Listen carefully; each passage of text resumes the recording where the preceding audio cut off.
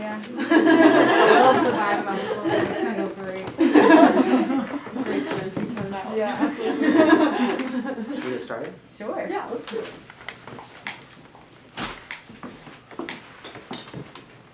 All right. Well, welcome to the Grolier, everyone. Classic. My mask is stuck in my earring. We have three wonderful poets reading for us tonight. I just want to introduce them all briefly. It's very hard to write short introductions for all of them because they all have done amazing work, have been recognized very broadly for their poetry and other writings, and just in general are awesome people. So I'm going to go in alphabetical order, and that's also the order that the poets are going to read in. First we have Lily Greenberg. She is a poet and editor and currently works in social work. She's originally from Nashville, Tennessee, but now lives in Portland, Maine, so she's kind of in our neck of the woods. She got her MFA from the University of New Hampshire. She's a Breadloaf Scholar. She won the Dick Shea Memorial Prize not once, but actually twice. And her debut poetry collection, In the Shape of a Woman, is out with Broadstone Books. And I see that it sold out the other day. Woo! Yeah. Congratulations, it's awesome. Yeah, so order it when it's, pre-order it now, because it's sold out. So she's done some pretty amazing stuff. This Shape of the Woman book is wonderful. It's compassionate in every sense of the word, and it's extraordinary. She has the ability to occupy many selves through her poetry, which I find really fantastic. And she writes with this empathy, which kind of wings its way back to self, and empathizes with others in a really wonderful way.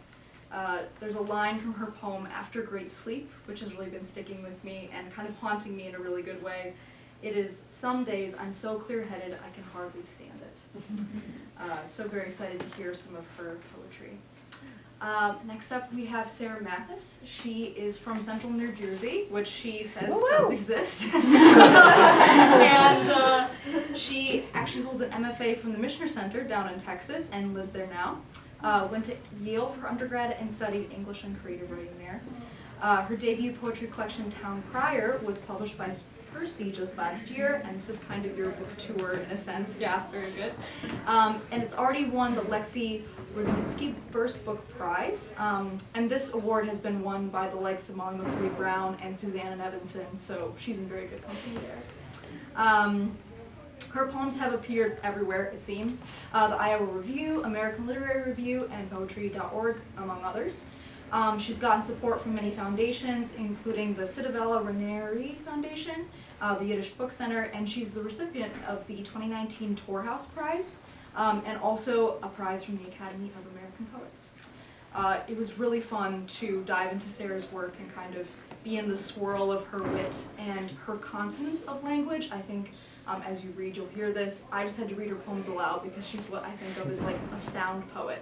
So it's very enjoyable to kind of experience that, and her poems are a tapestry of faith, numerology, body, folklore, food, lots of amazing things. So I think you'll really enjoy her work. Last but not least, we have Mike Soto here as well. He's a poet raised in East Dallas and a small town called Michoacan. He got his MFA from this area as well, Sarah Lawrence College in New York. And has a New England connection as well. He was awarded the James Merrill Poetry Fellowship by Vermont Studio Center.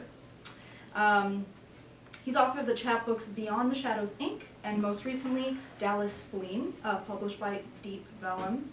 And his debut collection of poetry, A Grave is Given Supper, was also published by Deep Vellum. And actually was adapted into a stage performance and performed by Teatro Dallas and also in New York at New Ohio's Theater's Ice Factory just last July. This is an exceptional collection and also performance, and I've loved what I've read about it. It sounds like it should be, or could be, adapted by Hollywood if you're not too careful. So, Mike Soto is not only an extraordinary poet, but he's a translator as well. I'm really excited to read Isles of Firm Ground, which is his translation of Ignacio Ruiz Perez's poetry, and it was published also just this year. He's currently working on a second book of poetry, which is a collaboration with a photographer, and I was just kind of overwhelmed by not only Mike's wonderful poetry, but also his interviews. It was just really wonderful to read his words and how he sees his work. I think this is a time that a lot of us are but maybe considering even differently the job of the poet and the artist when facing war and pandemics. And Mike said these words which really struck me this last week. He said in an interview with Shenandoah magazine, "This is obviously a time for our actions to take the lead and for our imaginations to follow, inform, and elevate our work towards issues like healthcare, racial inequality, immigration reform, all which the pandemic has painfully exposed. But the imagination remains crucial. If anything, now is the time to sharpen it." So we're excited to hear the poetry from all three of these poets. Thank you so much.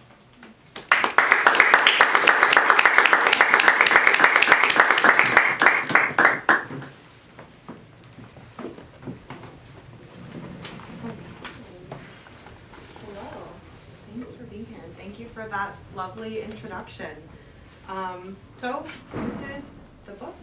It actually comes out tomorrow, which is exciting. So this is like a pre-birth. Anyway, I just decided to say that. So I'm going to read some poems from the book, and it's divided into 3 sections. I'm going to start off with the first poem in the book, which is called Birthday Party and begins with an epigraph. That's from Adrienne Rich.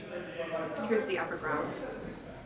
I'm an instrument in the shape of a woman trying to translate pulsations into images for the relief of the body and the reconstruction of the mind. Birthday party. I was born with a pool in my head, milk thick, spilling over, and I first started to cry because I couldn't hear through the water. My mother's voice came garbled and far away. It was like smelling a candle burning upstairs mixed with a skunk under house and not knowing how to separate the two. Like a joke in a language I don't speak, I knew there was something I wasn't getting. But crying, the water drained out of me. Sound waves walked through my ears, and between my mother and God, I heard everything. Her jawbones popping over a portion of almonds. Don't do what I did. A gift. I'm praying for you. A cradle. How I miss the tones so completely. The pool refills daily, and today I am 26,000 years old, and I have all my life been carrying the flickering waters, the most resilient, undrainable pool. I am a geyser in the shape of a woman, and the time has come to never be murky again. I am beyond tears. For my birthday, bring your low fire to me. I will sweat enough to receive you. Nothing can separate us now. For my birthday, I want to hear you say happy. I want to feel it.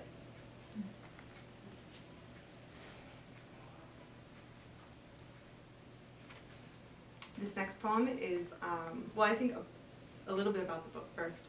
A lot of what's happening in the book is enacting transformations, trying to look back on pulling from experiences that I had in my life of how I was raised, what was given to me, and trying to transform it into something that's more my own. So this next one, this is about growing up and doing Girl Scouts. I don't know if anyone here did Girl Scouts. So this was being in the Bible Belt of Tennessee as a Girl Scout, and really the only thing to say about it is that all of the badges mentioned in the poem are real badges. What I learned as a Girl Scout was how to play America.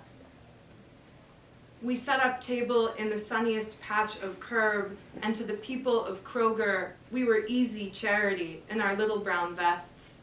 We sang, we've got Thin Mints, they are divine. Samoas, tagalongs are favorites of mine. Tasty, crunchy, oh so sweet. Girl Scout cookies are such a treat. Oh America, give us your money. Pay for our suite at the Grand Ole Opry, our room-serviced Sundays, our elevator screams. Hotel manager, thank us for our philanthropy. Tell us we scouts keep the world a good place. For this we earned the Cookie CEO badge, Adventure Camper badge, charged entry to Jordan's pool, Business Owner badge, dumped suds on minivans, Car Care badge, America, pay for us to sleep in the glass shark tunnel at the aquarium where the hammerheads press their horrified mouths above us, Animal Habitats badge. What a white, beautiful world full of good citizens and many thanks. Somewhere else the boys tied knots and wove baskets and made model airplanes that couldn't fly anywhere and had nothing to do with the real rules of suburbia. Maddie said ew at the dark hair from Jordan's swimsuit line. Good grooming badge. Peyton smashed the pasta bowl, so ice cream for dinner again. Simple meals badge. Use resources wisely badge. I was 12 and my parents told me not to talk to my sister anymore. And Maddie stood on a cafeteria table shouting, Lily's sister's on drugs.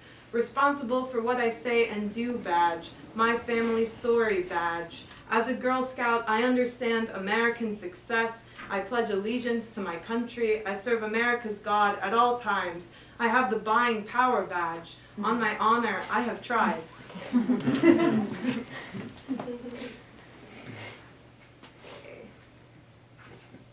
This one is called Buzzcut, and it actually came from a fiction piece that I wrote that I kept kind of rewriting, and it became more poem-like, and I leaned into it. Buzzcut. The first time was an accident. I became a tree, and he stayed a lizard. He snaked up and down me, and I said what trees say, which is nothing. The nothing that contains a simmering, a matter of time. We wanted to watch something outside ourselves burn, so we took to grass. Our faces flashed yellow as we stripped the footside kingdoms. My leaf hair caught. In the plumes, a woman formed and departed. I was not her. The lizard watched, and I said what trees say, which is, I am no woman. Freedom. I could be anything I wanted. Boy with a pocket full of daisies, girl outrunning the river, priest of open hands, goddess of touch me not. Turns out I only burned a few leaves. It was like a dream of losing everything and saying yes. The small grief of waking up led me to the barber. Cut me down, I said.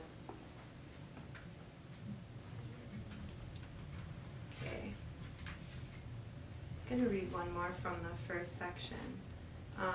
So I think the first section, shape, has a lot to do with body image and seeing oneself and trying to take feelings of scarcity and turn them into abundance somehow, that kind of transformation. So this is The Octopus Eats Its Own Leg, which was actually based off of or inspired by a Takashi Murakami exhibit that I saw in Dallas. Eyes fed on me, a wall of them as I floated hungry through the museum, knowing eyes are more or less mouths and everything consumes. My gut growled in agreement. No, protest. Eye candy does not nourish. American, you are always eating. You can eat all day. The octopus eats its own leg. Still the hunger. Today, the gift of bread. I'm older and no longer curl my legs in black windows to prove a hip bone. Milk rolls fell in and out of hands. I didn't eat them. They fall today, soft flakes and warm. A woman's first meal must be innocent as an open porch where a fox carries the chicken high for the neighbors to witness. This is the end of punishment. I no longer chew the gum hard or reach into funhouse mirrors for that shape certain of applause from the red-lipped giants of bone. My dreams include yes and thank you. Knees touching at the table is more important than the red tablespoon worn as a keychain.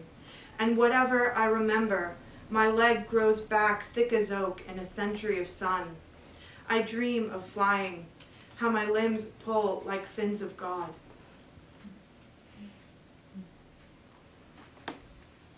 Okay, so the second section of the book is, so it's titled in open bracket followed by My Mother, and it's a sequence of poems where each of the pieces fills in the bracket. So to my mother, from my mother, out of, etc. And it's kind of, I think it's an arc of a cutting of the psychic umbilical cord, and which I think everybody has to do as a part of growing up and relating to family in a more full way. So I'm going to read right through these. I'll read 4. To my mother. If you were a tree old as oak dipping into the creek, I'd call you so wooden, a woodpecker drums into your cheek and you'd take it, the honor of being chosen. But you are no tree, and I am returning to the river. I am under the hood of half-lit moon. I am barefoot-brained. I am leaving you behind. I will never leave you behind. Everyone is you when I squint. Whether or not you still call my name, I have made strings of shaved hair, a new nest on my head, a suitcase sanctuary. Whether you have ever believed me, I corkscrew into the earth in my spiderweb dress, a cyclone of white mud and cracked cocoons. Out on the water, tomorrow's lost glove is afloat. Rebecca and my mother. The first time an owl looked at my mother, she was in San Francisco looking for my sister, walking under a white sun when the eyes of who she understood to be God lifted her own eyes right out of her head. She called the dead number again, and my sister picked up. They met at Whole Foods and drank the coffee black. My mother came home convinced. A redemption story, the circle blown open into a cross. I wasn't so sure. My sister's room was mine now. I wanted all the doors in the house to stay closed. My mother began wearing an owl around her neck, drank coffee from an owl mug, staged big eyes on the bookshelf, the kitchen table, the bathroom wall. The story starts over every year. My mother walks wide-eyed through the park, the sign, the phone call, the flight, holding the red balloon of my sister's face, praying for methadone the way Californians pray for rain. I used to be afraid of the owl, but its appearance changes nothing. We misread the message. Within the circle of its eyes are more circles, a loop reinforcing the immutable stare that I turn my head backwards to remember, always moving away.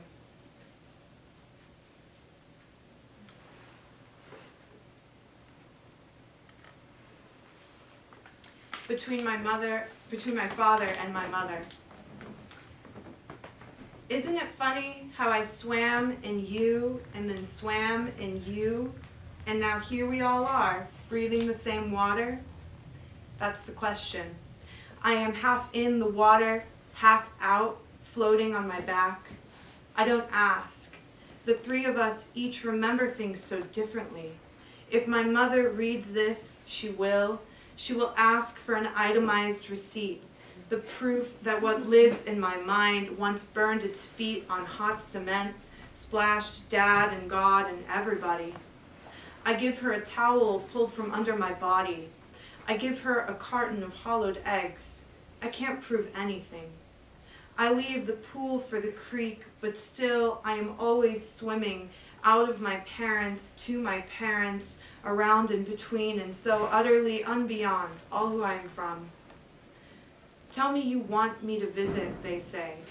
Tell me your dreams exactly, and I will begin to matter. We practice the 9th step, mending. Tell me how I failed you. Dear Lord, we say, thank you. Help us remember the pool we are in. Make us soft as bodies, fluid as milk. Teach us to leave, to pull one another out of the water, through the dirt, to shake the salt from our faces and walk. One child hides another, my mother. Some mother made us, care of an arm, the crook, a room's corner where, at any age, we might shrink. The mother grows like this. A child folds into her body.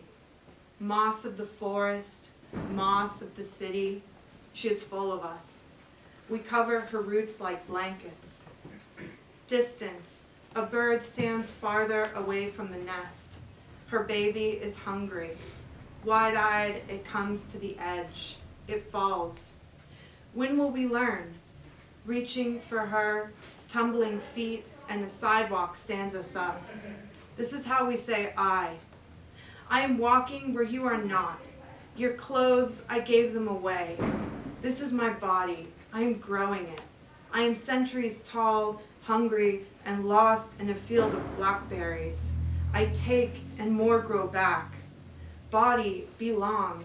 I will make my body belong. See the mother shrink. Children stagger above her.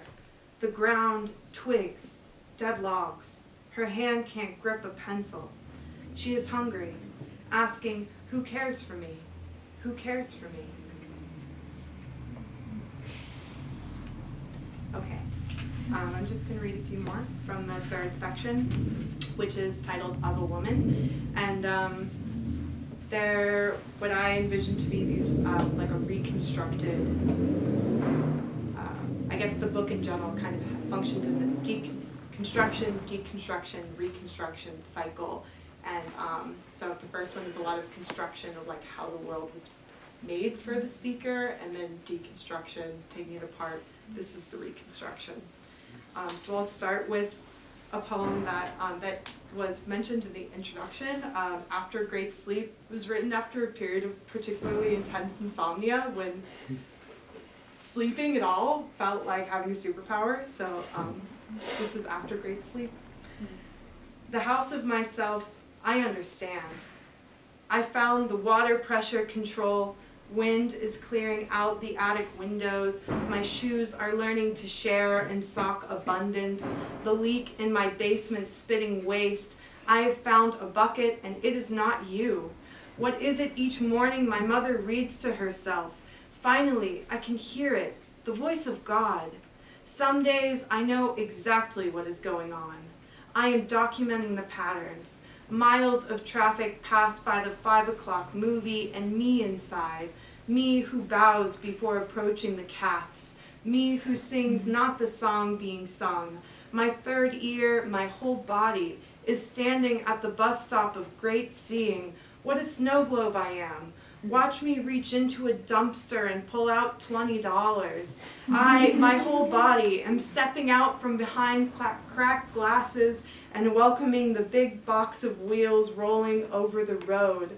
Some days I am so clear-headed I can hardly stand it. Okay, just two more. So this next poem I wrote thinking about an experience I had going to a sound bath. I don't know if anyone's ever been to a sound bath, but it involves singing bowls. And this particular one was at this studio in New Hampshire, and like laid down, and someone had singing bowls, and it was this beautiful experience, and was like so zen during it. And then I woke up and my life was really chaotic, and I was frustrated by that. And this was my poem about what form when vibrationally open. We came out of our coats and laid down apart. Bowls sang, and a woman, her voice covered us like water, and goats watched from outside. I slept, not sleeping, but floating. When I woke the next day, my room was old, hung with yesterday's curry and a towel over the door that won't close. Close for me.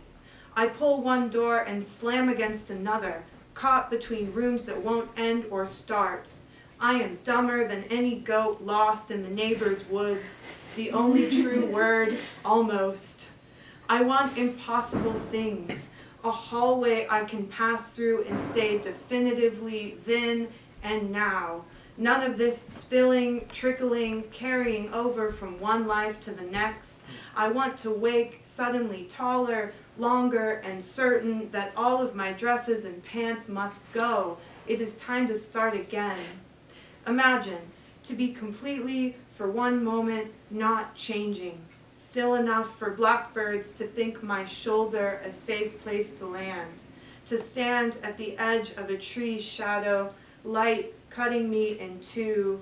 Here is God, here is not God. Impossible. Okay, one more poem, and this is the last one in the book. This one is, the occasion for it is,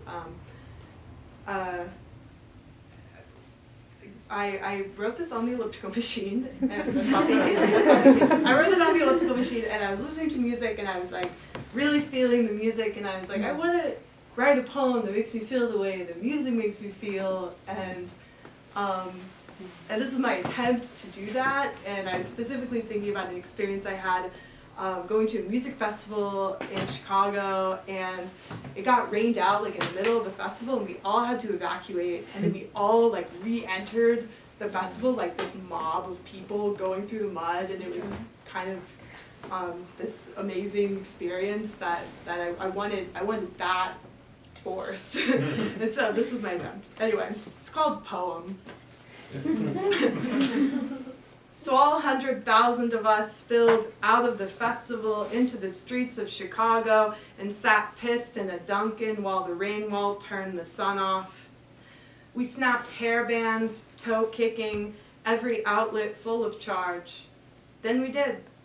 All 100,000 through mud in front row for Meryl Garbus taking her head off and strumming the teeth. So make a poem like that, I say to myself. Make it dirty, like Jesus in a dank basement playing with mud. Dangerous as triangles, more offensive than Axe cologne. Make it drunk punch you up, like Radiohead at a wedding. Make it fucking up.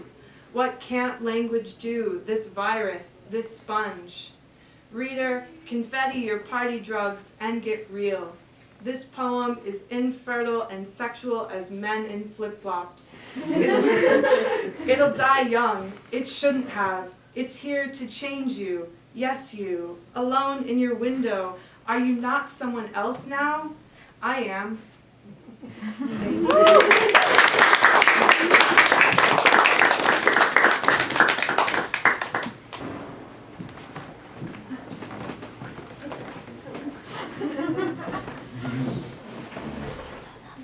Hi, everybody.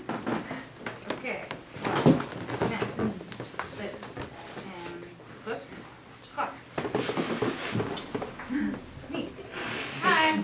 How's it going? I'm Sarah Mathis. I'm so happy to be here. I'm so excited to be reading with Lily and Mike, and thanks to Grolier and everyone who helped put this on. I'm going to be reading mostly from my book, Town Crier, which came out just a year ago. Yesterday was its first birthday, and I haven't really been able to share it very much because of the whole pandy, so now I get the opportunity to do it with you. So I'm going to read some poems from it. Okay, I'm going to start with this poem called Listen, There Are Demons in Your Well, which is a line from this Yiddish folk tale I was reading where someone's got demons in his well, and then the guy who comes to evaluate the situation says this to him. Listen, there are demons in your well, as the diagnosis. So I like that line. Listen, there are demons in your well. I'm bound in a complicated braid. Voices, they wind through my many ducts, ventricles and veins, round vowels. And O is just a paper towel roll impossibly knocked over in a midnight kitchen. In bed, I wonder why the cat is shaking until I realize I'm shaking, and that I'm shaking the cat. Listen, I know that there are demons in my well. I can feel their round fists pounding my empty cavities. The stories tell me to extricate my demons, I need only throw my nagging wife down my well. She will drive them away. Being my own wife, I chuck myself into the dark. I fall for a very long time. Turning myself inside out is much less terrifying than expected. It's really good to see you. This poem now, that I will do, is called 613 mitzvot, which are the commandments you're supposed to follow to live a good Jewish life. That's all you need to know. I've been to this park before. I'm starting to accrue on this place. My presence a little bump of spackle where a better picture hung. A Tinder message comes in. Wait, is that you in the park right now? It feels so good to be recognized. I shut that down fast, though, by talking too much about the 613 mitzvot and the categories into which I am sorting them. Confusing, amazing, terrifying, important. The guy was like, "Okay." You know how it feels when you're onto something? The sea closing up behind Moses and Aaron, inventing the zipper eventually. A cloud exhaling slow over the sun, shapes moving on the grass. I lived my whole life thinking I mostly got it. There would be hardships, sure, but there would also be paring knives, cross stitches, parables, ways. Then the arrival of blood and its usual readjustments. Then the condemnation of love, first God of my life, followed shortly by trees, steam, travel by wind. And then today these 613 new small gods. Not to eat things that swarm in the water. Not to muzzle a beast while it is working in produce which it may taste and enjoy. Not to leave something that might cause hurt. Not to seek the dead. Anyway, 6 plus 1 plus 3 equals 10, which is my favorite number.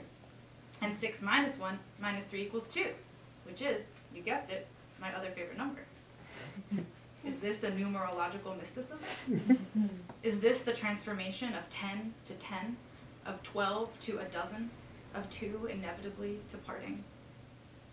Somewhere in the number line there exists my perfect balanced name. Imagine it self, SE.LF, a quantity of language, more than I or me. Sarah.H with her dangling breath, her name the red leave a penny dish into which we drop a copper H, suddenly with something to give. But some days the decimal shifts underneath me. Some days I am floating with my ears below the wa point ter. Love, rounded up, becomes the way I feel without it, low. God wakes me up and all that's left by night is go. How about a love poem? It's called Love Poem. Okay, love poem. Some days I wake up and it is terrifying. A dream of you is only good while it's happening. Then it's just pissing with an open door, missing the deeply imagined thing, wondering, how will I ever know if I really came in my sleep? You're so enthusiastic. Your household dehydrator has been used by your midwife roommate for her clients' many placentas. The machine is clean and damp on the drying rack. You could proceed. You could make your beef jerky. But instead, you must call and tell me about the dehydrated placenta. This is one way that you tell me that you love me. Another is when you leave a package in the freezer clearly marked, snake, do not eat. I appreciate that. But some days affection is the salve we rub over affliction, like the way you take the unknown calls that come into my phone from 609 area codes and never disparage me for assuming they carry news of fresh death. The way once you listened as I practiced a eulogy between bites of pickled radish. Do you remember that dim afternoon? Curled like quotation marks on the bed, a mouth opened between us. Holding each other, kissing casually, you started to squirm, rolling your forehead over and over my chest. Do you remember how you said it? The very first time you said it. You answered, I love you. I had asked, what's wrong? I did a little Jersey reference in that poem, so I'm going to do the most humiliating thing I can think of, which is drink in front of a bunch of people that are looking at you. Okay, it went down. I'm going to read a poem for New Jersey. Being from New Jersey, you are obligated to write a poem about the cicadas. I don't make the rules. That's just what happens. Yes. When you reach a certain age. You are. Yeah, see? Yeah. And so here's mine. It's called the 17-year cicadas, just to, clarify which rotation I'm talking about. 17-year, not 11. Different vibe. Okay, 17-year cicadas. We dared each other to eat them. $1 for the hollow husk, 2 for the living ones. Some bodies are warmer than others. Some sweat is so sweet. Wading ankle deep, the crisp, dead foliage of wings, I got to touch you, brushing one off the hot cotton of your summer shirt. You lit up, either your chest beating forward or your shoulders cringing away, and that distinction making all the difference in my world. And I was unsure, and I was ashamed. And then I went around touching everyone for years, blaming cicadas. Can you imagine it? Standing young and shoeless in a purple dusk, the trees so empty, the fields so still, wondering where did all those bodies go? They were just here, right here. The sound still humming in your memory like a grooved tinnitus. Can you discern it, the difference between what you loved and what was there? The fields so empty, the trees so still, like the living room the morning after a party when you wander downstairs to find everyone has rolled away their sleeping bags and gone to the lake without you.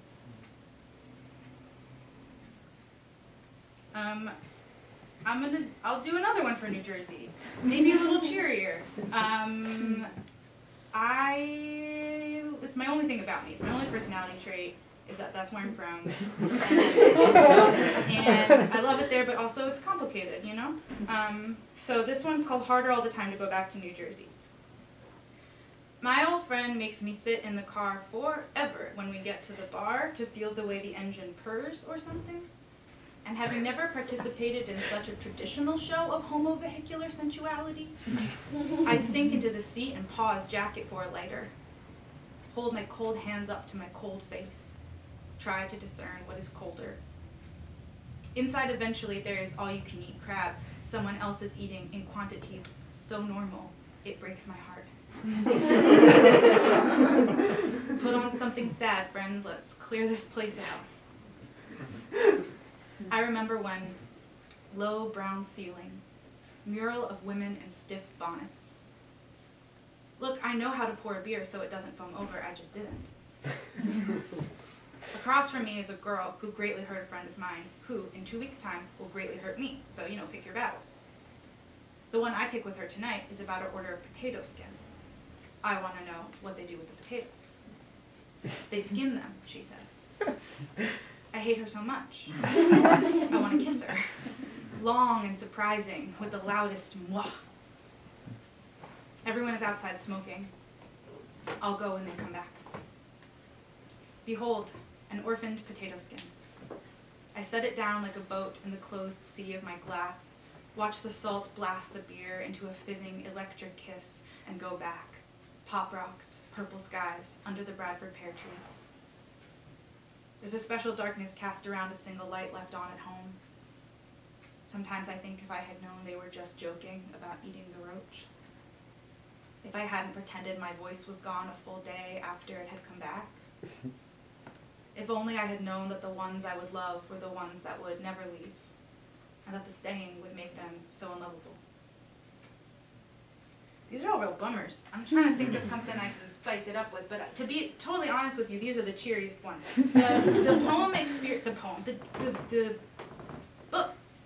The book experiences a death, just warning you in case you're curious about it, and then goes on to have to kind of like deal with that grief. It happens really early, and it sort of processes that, and then it pops up in different ways as grief does. And so for a while the book's sort of writing at that lost person, and then sort of tries to join him in like a kind of death and habitation sequence. So I'll read one of those. It's not cheery. It's called Self-Portrait at the End of My Life. It also has New Jersey in it. I do remember beauty, a blue pool in the pine barrens, tangles of hair on a soft stomach, my lips combing through them. Working hard and quick on a fire in the black backyard, knowing soon I'd see those bright lit faces bursting through the screen door, saying, there you are. And then being alone, howling on the mountain until my spirit expands, pans out and sees my body disappear below the tree line. or the blank, expansive solitude of being a child in the back seat of the car on a long trip home. My head in the sling of seatbelt. This is part of the thing from reading from memory. My head cradled in the sling of seatbelt, the hum of adult voices, the dark and permeable glass, the sky spilling in. Still, I wanted the next thing. To collapse the paper dolls of my life back into the flank of an aspen. To hear the insides, like floating with your ears below the water. I suppose that's what I'm getting now, though I always pictured it differently. I thought I'd be floating on my back. I'm gonna do, I think, 3 more. Yes.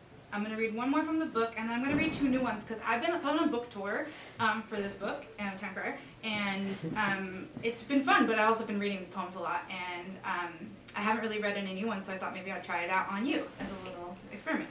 So I'll read 1 more from the book. This is kind of the other end of the death and habitation sequence. This is after the speaker in the book has been like writing so hard at the person that maybe they start to think like, what if the dead are like, stop it, leave us alone, stop paying attention to us, we're fine. So that's this poem. It's called Lament for the Living, and it's written from the perspective of the dead. We feel them walking over us in their intolerable shoes, knocking down our stone doors. And what would they have us do? Come outside? We will not afternoon among the pigeons who loiter like blanched old men in a sauna, moaning, ah, but meaning to say, shut the door, but meaning, let this day end me. Their dicks lolling across their thighs, gummy and white as gefilte fish. Overwrought? Yes.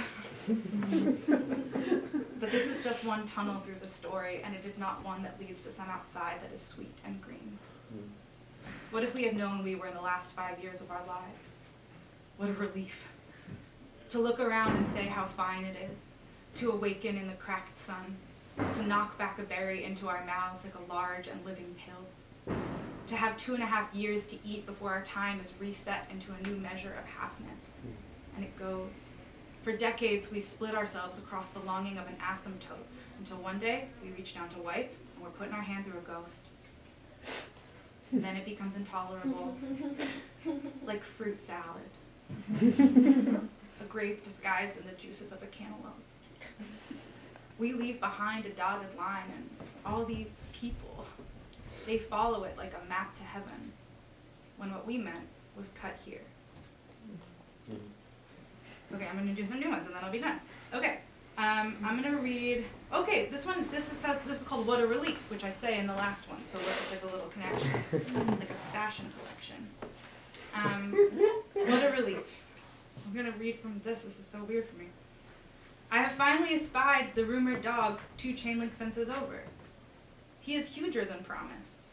The rumor of him has closed around my life for 2 weeks now, like his giant rumored mouth.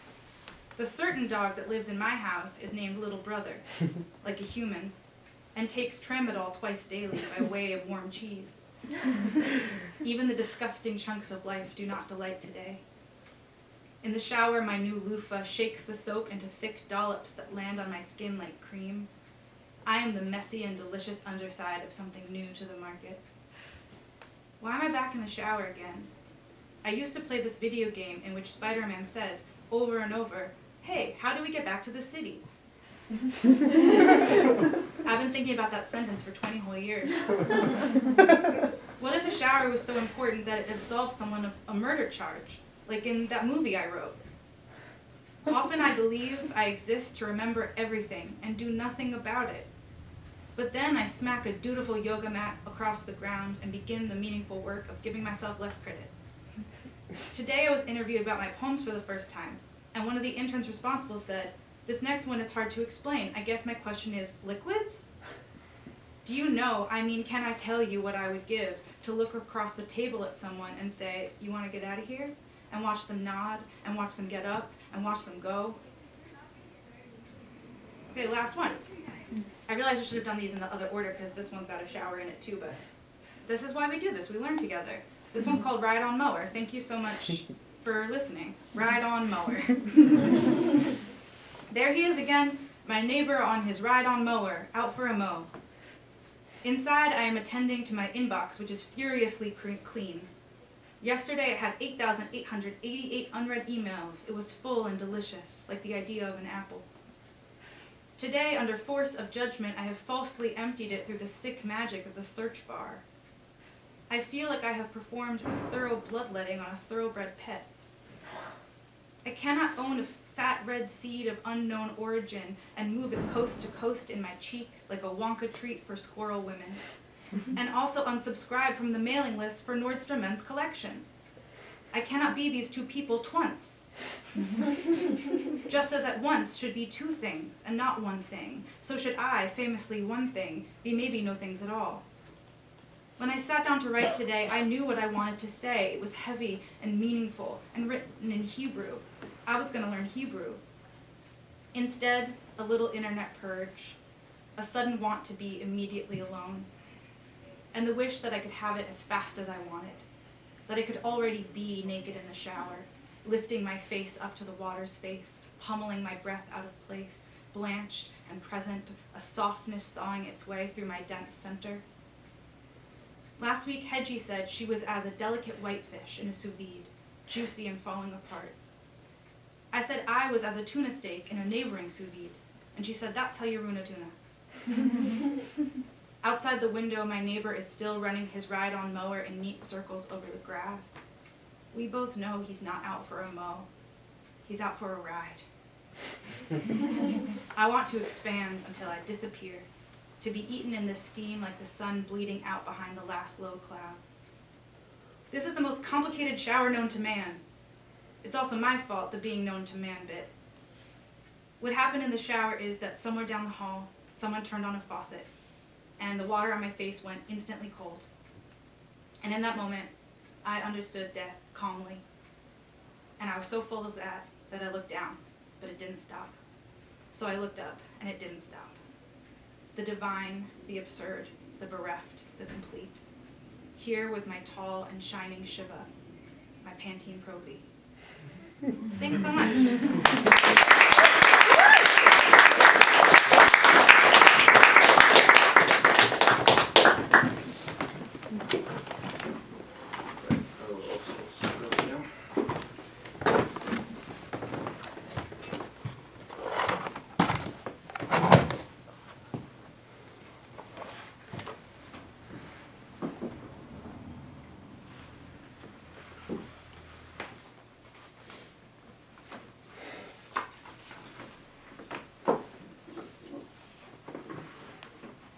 Hello everyone. So I'm Mike. First of all, I'd like to thank Grolier for having me. This is pretty amazing to be in a poetry bookstore. I feel like the collections on the shelf, like there's this calming sense of like order, but like a depth of order. I recently moved into a new apartment. I live in Brooklyn, and one of the last things I got was a bookshelf. And that's what like clinched it. I was like, all right, like I'm here, finally. So I'm going to be reading from this collection, A Grave is Given Supper. So this is my debut collection of poetry. And I'll say also that this is only my second time reading in public from this book. The first time I was in Philadelphia, this is my second time. So this is a real treat to be doing it here. That's one of the things that's really got lost for me during the pandemic. Weirdly enough, my book got turned into a theatrical adaptation. So I'm also sort of like had this gestation time where I've worked with a creative team, and we've staged it twice now. And but so it's been sort of a weird inverse relationship to my book, because first it was staged, sort of taken out of my hands, which felt great. And then now I'm coming back to it with my own voice. So just a few things. This book borrows its narrative arc from a particular film, Alejandro Jodorowsky's El Topo. And that is an acid western written as an anti-western against the western film genre, sort of telling a darker, different story. So I'm sort of was inspired to take the themes of an acid western, put them in the context of the drug violence in Mexico. As was mentioned, my family is from Mexico. I'm the first generation born here, but I know the border well. I know going back and forth through the border, you know, sort of what that life is, even though I have never lived in the border. Greatly affected by the period of violence, particularly the 6-year span of 2006 to 2012. That's sort of where I situated the context of the book. But it's a fictional narrative, so it sort of draws from that imagery to tell a story. And within the book is a love story. 2 protagonists, Consuelo and Topito, which takes his name from El Topo, are sort of on this journey, yes, to cross the border, to, you know, make a better life for themselves, but also for a survival of the immaterial, sort of a more metaphysical journey. So I think the question of, like, what happens to that journey of crossing the border in the spiritual sense was a big, like, impetus and question that this book is sort of the answer for. So the first poem I'll read is Topito, and this is sort of the character sketch of the main protagonist. Topito. In the scorched sands outside of El Sumidero, I buried my first toy and a picture of my mother. Said goodbye to my father, who looked determined to get across the wall, commonly known as the brow of God. After that, the horizon I gazed at for a grip on what to do now, next, for the rest of my life, gave me nothing. All I could do was sit, duck my head into the darkness of my held knees for what seemed like hours. Enough to fall half asleep and dream a section of the wall shadow came over and clocked the hat into place on my head. I woke and looked up, but the monolith was gone. I stood and scanned the horizon, spotted a horse and a rider. That's when I knew the dream was real. As fast as I could, I ran in their direction. The rider, a man in a snakeskin vest, slowed down and told me, Topito, your hat is all black, so the brim and the shadow it casts will always be confused. Now a way to go unseen is yours, and the inward journey possible. Now you start seeing how the flesh gets tamed. So that sort of gives you, hopefully, a sense of the onset of the protagonist's journey. And in that poem is mentioned this sort of name that I came up for the border wall, the wall commonly known as the brow of God. So I sort of wanted to make the border wall in this fictional border town, which I called El Sumidero, sort of this looming presence, constantly sort of narrating the lives of the denizens of El Sumidero. And in this poem, I sort of try to go through, I guess what you could say is the different transformations that the border wall takes, going from Texas to New Mexico to Arizona through California, sort of the different terrains and the way it sort of, you know, accrues a sort of character on its own. The wall commonly known as the brow of God. In Sumidero, the wall is always looming, night and day our North Star. Blunt reminder of the difference between this life and the one in the Norte. By far the reason why the ground is gutted with tunnels. Decades of desperate maneuvers, so many names trapped in trying. If not a tunnel that connects a pink corner store basement to the bathroom of a Texaco, where a razor and a change of clothes wait, then a tunnel that connects a restaurant table always reserved to an empty pool of a house in Calexico. If not the tunnel that takes you to a Malverde shrine in Agua Prieta said to be teeming with luck, then a tunnel that runs through a copper mine to a greenhouse in Las Cruces. The above ground alternatives. Snake yourself into the engine block of a truck. Agree to have your body stacked under cargo, under the heat rising exponentially, in a trailer inching towards the border, with the sea of other vehicles all in the same limbo. Covering desert, valley, and mountains. The wall is an endless mine of steel bars east of Nogales, tree slabs in the worst parts of Sumidero, where many use the barrier as the fourth wall of their home. Some sections of the wall are rigged with ground sensors and tracked by drones, and some are an open invitation to walk a cemetery of scorched sand. But the section stitched into the minds of everyone that lives here is a section of the wall most have never seen. Miles away, where they say the wall goes into the ocean, and the constant fog serves to hide that it ends or to maintain the awe of it going all the way across.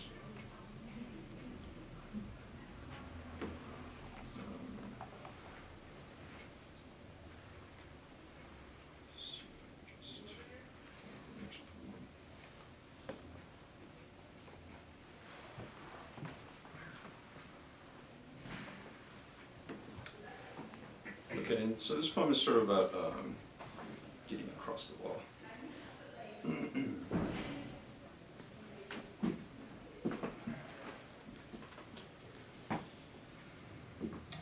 Hourglass with bat wings.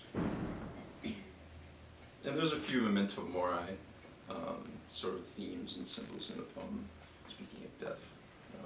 That's a theme. Hourglass with bat wings.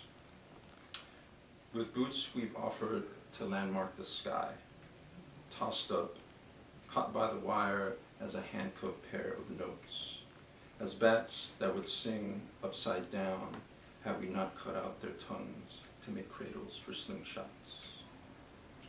Under the barking of the brightest star, we perfected ourselves from looking back, left love like cards of the highest hand face down on the table, and set out, with ambitions to fail as many times as necessary, find ourselves barefoot on the other side of the bribes yellowing the grass of our youth. Aspirations to be the one staggering into the porch light of a stranger who would give us 3 months' work of timbering pine. We paid a cyber cafe attendant with no face, a pool hustler, a pastel blue prostitute. Finally found a coyote who led us to the tunnel that connects a payphone in a field of maize to a parking lot surrounded by desert in every direction. By walking 3 days under the clean stare of a sun we took to be shining upside down. By finding mirrors of water we could never drink. By selling the best years of our lives to death, we turned them into a pair of songs on the jukebox. We got the desperate money we needed, paid the best lookout along the wall, a 12-year-old with the hair of a caterpillar, who knew when shifts ended, which agents liked to nap.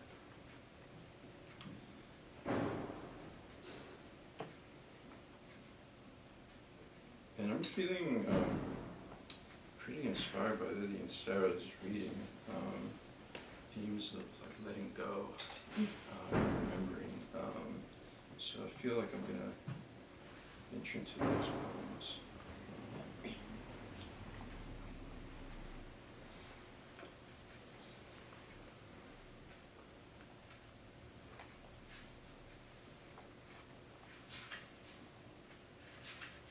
So this is actually, I read these first 2 poems and it's sort of, it's practicing sort of writing poems that start with if. It's sort of ended sort of riffing on this phrase, if letting go is a kind of light, which seemed to be just like reading meaningful for that reason. Letting go, you know, there's a power in that. What is that? What is it when you really sort of like let go of something and start anew? If every star is a grave, I've held tunnels against the windows of trains when they mirror the face of me trying to look out. If letting go is a kind of light, I've floated candlelit ferries away from my fingertips, watched them invade my dreams to stretch the vanishing point back a few miles.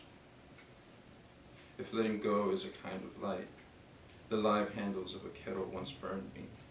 Black and copper was once the night, and afterwards, until the day they unwrapped the bandages from my hands, I slept backwards, awake in my dreams, asleep in the so-called real. If letting go is a kind of light, I set fire to mansions. Memories no longer tracks to follow. Every picture, a horse on the ground riding from black to burned.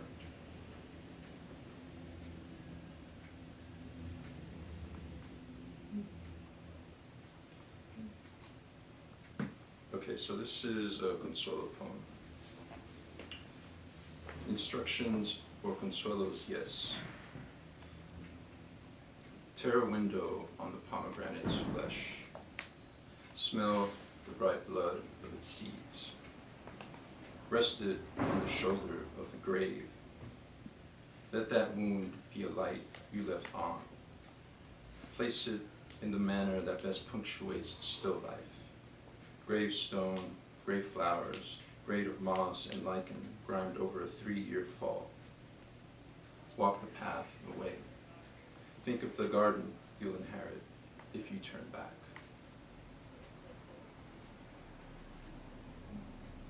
Patina on petals, cobweb branches, foliage veiled with time lost. Red for the dismantled weight of your thoughts. Red for promises of bloodshed on billboards lit up and for once unkept. Red for the tablecloth snatched up perfectly from underneath death's supper.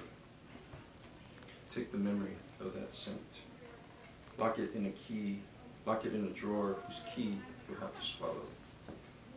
With you, there are moments sunlight never touches with its fingertips. With you, fire-damp flowers that sway on a seafloor.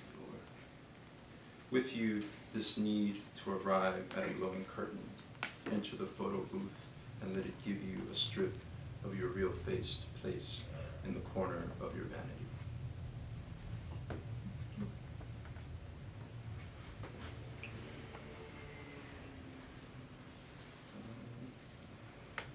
And I feel compelled to, sometimes I do feel like guilty that these poems are so dark. What can I say? Gotta love the darkness too, But this is, I'll read some of the love poems because I feel inclined to get inspired. So this is sort of like, I would say like a moment of ecstasy. Pepito and Consuelo have met under sort of impossible circumstances. Their love is a sort of type of impossible love. But amid the chaos of sort of the violence and living in this border town, they find each other, and this is sort of Pepito sort of expressing that love.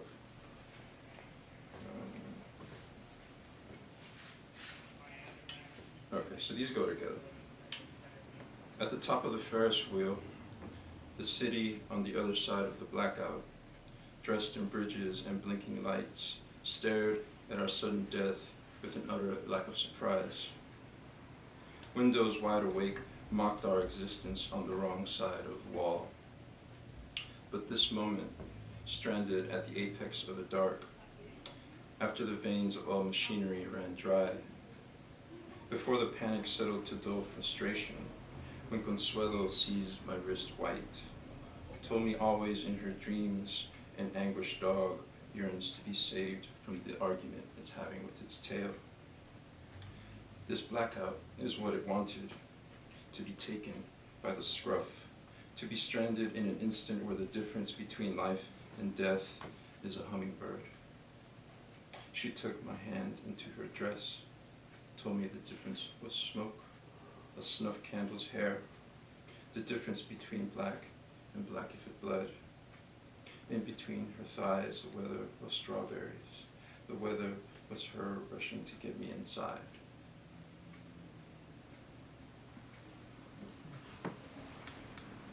To say I love you, put a bird on a wire, so I told her enough times to get an abacus going in the sky.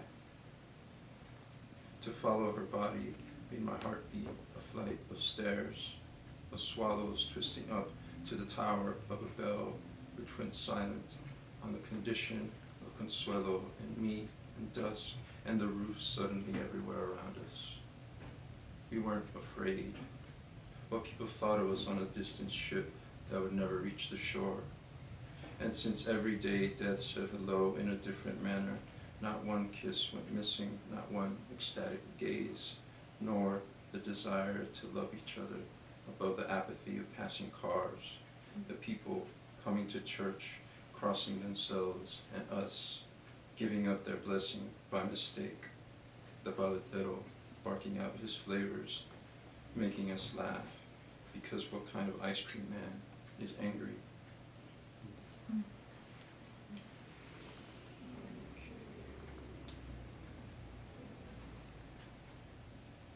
And also, I think I'll read a poem about remembering. Memory has sort of special evolution because we don't need to remember anything anymore. And if I'm not mistaken, which is really impressive, Sarah, that you read Everything by Memory. I think, like when I was in grad school, I think legend has it that Saul Williams came and just sort of read for 33 minutes off the top of his head. Just blew everyone's mind, and I missed it. Still to this day regret hearing that. But remembering in large capacity is equivocated with being closer to God, like a godly ability. So this is sort of about that. In addition to sort of writing about the drug war, my family is from Michoacan, which I think some of the more interesting rituals of the Day of the Dead are there. Sort of like no iconography, no images. It's very rooted in indigenous practice of the Purépecha Indians in Mexico. So I went on this weird journey sort of to do field research for my own interest, but for the book, and I ended up sort of going over a period of 5 years to sort of see these like more, I would say, pagan, pre-Hispanic rituals of the Day of the Dead. So this poem is also about that experience. The useful rituals. Before, in sleep, we put our hands together and called a distant warmth to come halo our feet when the sheets have been thrown from our bodies. Summon that sensation to rise from our toes to hover above our heads like a hummingbird. And when we wake up, our hair is perfectly combed and parted, steaming as if our dreams had us working in the cold. And because we slept the entire day in order to be awake the entire night, we enter the cemetery with the sun gone down, gather our first thoughts with the cup of black as the first wreaths arrive. So it's hard to say that one. Too many each carry the golden weight of flowers caked so densely to the door-like frames. And since there's always some pendejo trying to do it all by himself, we lend our shoulders and learn two versions of the cross sit on top of each other because the useful rituals survive. Learn moths flicker above the graves because the men decorating the entrance with marigolds have decided for the third time the arch needs more. When it's night enough, the ether that dances above the flames can be singing. Some may never notice, or it may come to them all at once, when enough families trickle in, start dressing tombs of loved ones. The labyrinth everyone must walk to avoid stepping on the graves of others. A mother hands a spade to her daughter, straightens the picture of her husband after kissing it several times. There is a feeling to take away when the cemetery is lit up like this, hands shaking like cities in our pockets because it's gotten cold. Remember completely enough. Notice the seeds already held in your fists, the ones that will lift our lives above the ground just the inch we need.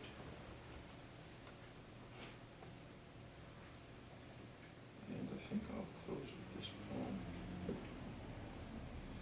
So, in the first poem I read, there's sort of a man in a snakeskin vest that places the hat that sort of puts the pito on this journey on his head. and then sort of walks off. And at this point we come full circle.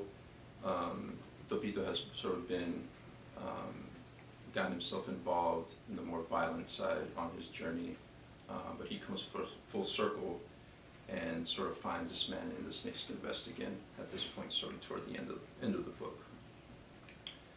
Topito's poise. To mute the blood, enter the room with the neon labyrinth. To lay my weapon down by its entrance. Walk the spiraled path as a string of silver memories gets brighter in my mind. My grandfather braiding a sling. My grandmother tearing tortillas into a bowl of milk and the cats coming out of nowhere. To stand over the trapdoor at the heart of the labyrinth, open it, and find a second spiral in the stairwell. To set foot on a ground teeming with light, pull out the .38 in my jacket, cock the hammer back, approach deliberately. To sense the crow perched on the table understands why I've come. And when it flies into the darkness of an empty doorway, a man in a snakeskin vest emerges. And when he asks why the hat he gave me isn't on my head, that space wobbles like a red comb on a black rooster. And when I tell him I placed it on Alberto's head, his smile is all silver. His hand holds out a lizard that has shed its tail. Thank you.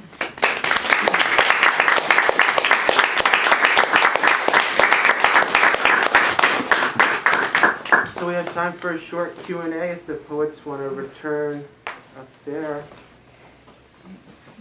That sounds okay? I guess I have a question, and I was wondering if you could each speak to what the process of publishing your first book was like. I can go first. My book was published through Deep Vellum, which was for a long time a publisher of translation only. So I met the publisher through, like some luck at a conference in Minneapolis. I just sort of like was, met him and we sort of kept in touch. And I think I was sending out my book sort of to contests and stuff, but sort of wanted to pitch it to this publisher because my book did sort of have its foot in both worlds between the US and Mexico. I started writing a lot of these poems in Spanish. So anyway, I was actually going to probably self-publish the book, but I was going to approach submit it to Deep Vellum, but Will Evans actually told me if you beat me to the punch, he told me send me your manuscript, I want to read it, and asked me where I was with it. And I told him sending it out to contests. And he said, if you don't win any contests, we'll publish your book. So the whole time, I think it was 4 months of waiting to hear back. I was secretly hoping not to win any contest because I really wanted to publish with Deep Vellum, and I think it makes sense that my book sort of was picked up by, again, a publisher translation, but also had the freedom to design the cover and get the artwork from a print artist in Los Angeles who I thought was really cool. So yeah, I really love the creative process of putting everything together. There are illustrations that he did in between the pages too. So this book is much a concept I think that was sort of difficult to write, but I'm glad I don't think it would have happened with any other publisher, I think. I feel like I stumbled into the first book. I definitely, this was my graduate thesis. I finished an MFA a year ago and started submitting it to contests also, and then I had a friend who had published with Broadstone Books, which is a small press based out of Kentucky, and she and I had tended to publish in similar journals, and so I what happened, which was kind of crazy, was I had my eye on Broadstone a lot, largely because they were accepting samples for free, and if you submit manuscripts, you know that that's not common, and so I had been like checking back on their website semi-frequently to see when they would back open, and they were just kind of closed indefinitely for submissions.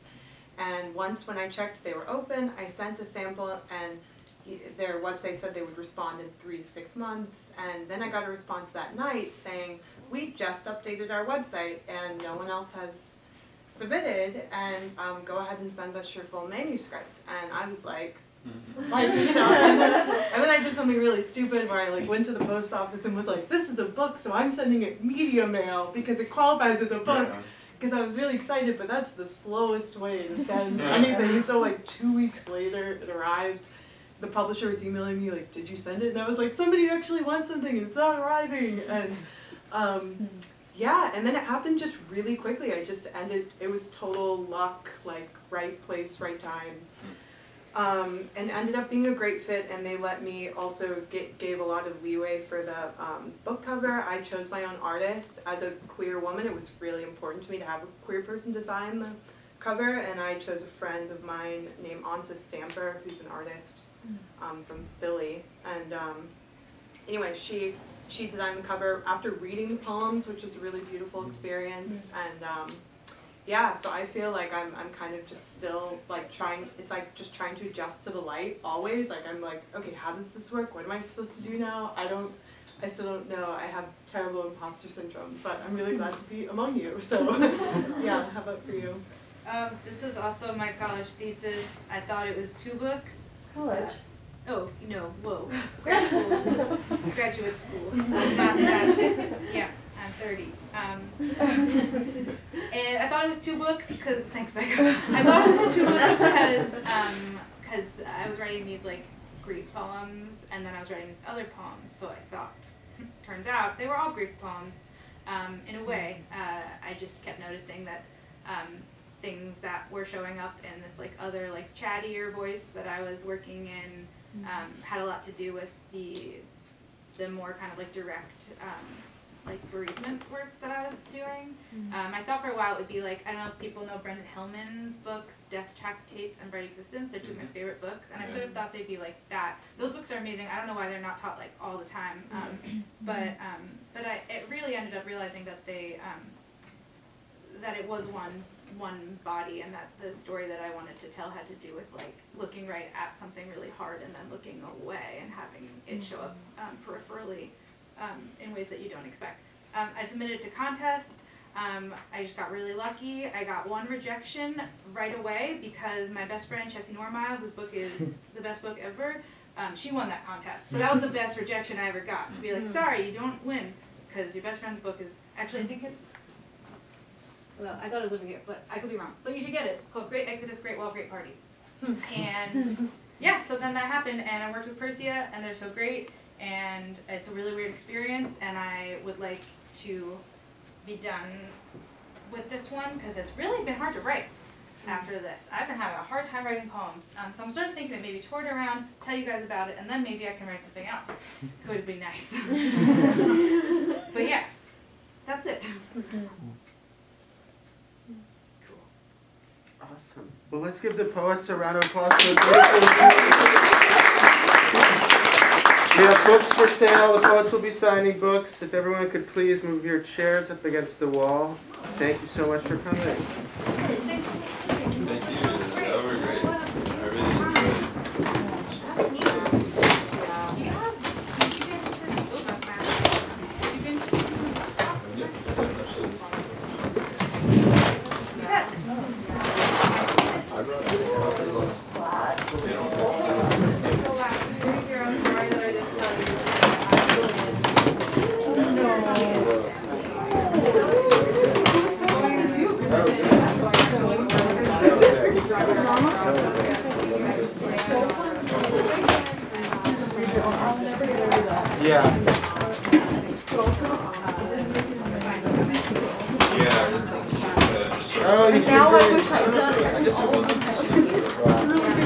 Can't win them all.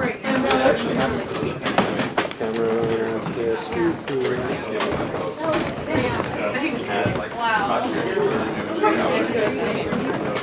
But, you know, yeah.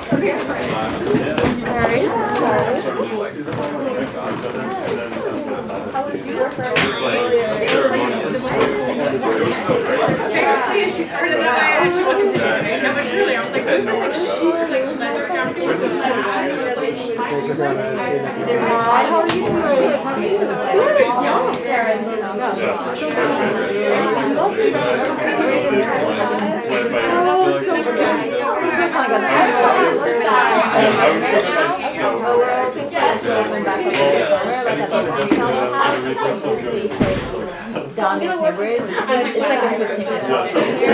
I actually have a little gift for you.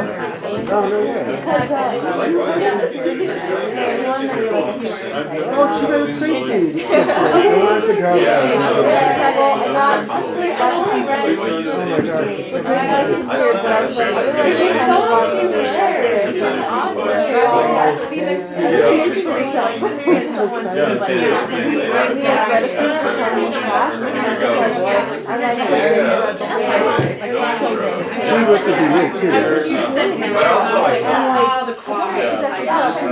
My biggest sister, like, I think that's what I'll have to get more copies of the Mower. I'm actually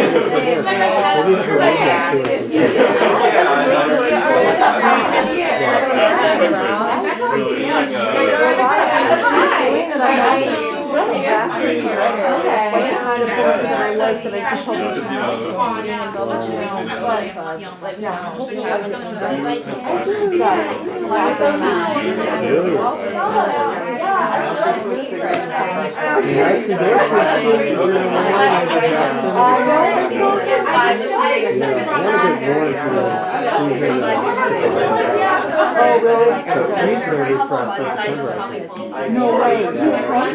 Yeah. I asked him to do it for summer. Maybe I'll see him in Italy.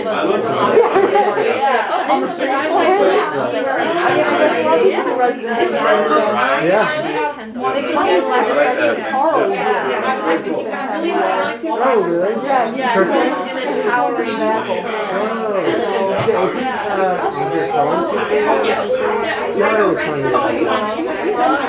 Yeah, she's cool. Yeah. She actually, to read.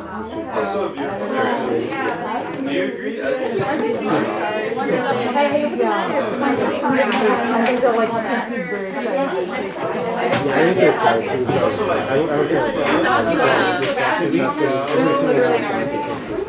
Thanks for coming. Oh, you did? I meant to go to that.